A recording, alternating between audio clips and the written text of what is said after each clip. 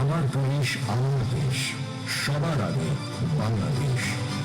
Police সপ্তাহের দ্বিতীয় দিনে প্রধানমন্ত্রীর কার্যালয়ে বাহিনীটির ঊর্ধ্বতন কর্মকর্তাদের সঙ্গে মতবিনিময় করেন প্রধানমন্ত্রী, দেন নির্দেশনা। জনগণের সঙ্গে পুলিশের সম্পর্ক হবে আইনগত এবং মানবিক। প্রধানমন্ত্রী বলেন, সাধারণ মানুষের আস্থার জায়গা হিসেবে পুলিশকে তৈরি করতে চায় সরকার। বলেন, বর্তমান সরকার সব ক্ষেত্রে জবাবদিহিতা নিশ্চিত করতে চায়। পলিটিক্যাল পরিচয় বা পলিটিক্যাল আইডেন্টি, ইনফ্লুয়েন্সিয়াল আইডেন্টি, এরকম বিষয় আপনাদেরকে ফেস করতে হবে। আমি পরিষ্কারভাবে আপনাদের সামনে আজকের এই অনুষ্ঠানে বলতে চাই যে দুর্নীতি, সন্ত্রাস নিয়নে ব্যক্তির রাজনৈতিক পরিচয় নয়। যে বা যারা অপরাধে লিপ্ত হবে তাকে আপনারা অপরাধী হিসেবেই বিবেচনা করবেন। বর্তমান সরকার অবশ্যই জনগণের গণতান্ত্রিক রাজনৈতিক অধিকার নিশ্চিত রাখতে চায়, তবে কেউ যেন সাম্প্রদায়িক সম্প্রীতি কিংবা কোন রকমের নাশকতামূলক কার্যক্রমে লিপ্ত হতে না পারে, এটিও কিন্তু আমাদের সকলকে মনে রাখতে হবে। বিগত আওয়ামী লীগ সরকার মেগা প্রকল্পের নামে বিপুল পরিমাণ অর্থ অপচয় করেছে। এত অপচয় না হলে এখন উন্নয়ন কাজে ব্যয়বহন সহজ হতো বলে মন্তব্য করেন প্রধানমন্ত্রী।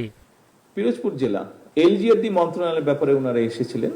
সেখানে শুধু এলজিআরডি একটা মিনিস্ট্রি থেকে ৩৫০০ কোটি টাকা নাই হয়ে গিয়েছে, শুধু কাগজ দেখিয়ে টাকা নিয়ে চলে গেছে, কোনো কাজ হয়নি। জাস্ট উপরে কোন রকম একটা লোক দেখাতে হবে একটা কিছু করেছে, ৩৫০০ কোটি টাকা গায়েব হয়ে গেছে, নেই। এবং লিটিগেশন হওয়ার কারণে সব কাজ বন্ধ হয়ে আছে। এইটা নিয়ে সমস্যা। 4 গুণ দামে রূপপুর আণবিক নিউক্লিয়ার পাওয়ার রিঅ্যাক্টর তৈরি করা হলো। এটির পয়সার যে ঋণ যে শোধ করতে হবে, এটি তো এখানে উপস্থিত প্রত্যেকটা মানুষের মাথার উপরে এসে ঋণ পড়েছে। ওপেন হাজারিকা ব্রিজ, সেটিও 14 না 15 হাজার কোটি টাকার মধ্যে করা হয়েছে, বাট পদ্মা ব্রিজের খরচ পড়েছে 54 না 56 হাজার কোটি টাকা। অনুষ্ঠানে স্বরাষ্ট্রমন্ত্রী বলেন, পুলিশের দুর্নীতি কোনোভাবেই প্রশ্রয় দেয়া হবে না। যে কোনো দুর্নীতির অভিযোগ আপনাদের প্রতিষ্ঠান হিসেবে এটাকে আমরা এমন একটা অবস্থা নিতে চাই যেখানে আমরা দুর্নীতিকে কোনোভাবেই প্রশ্রয় দেব না।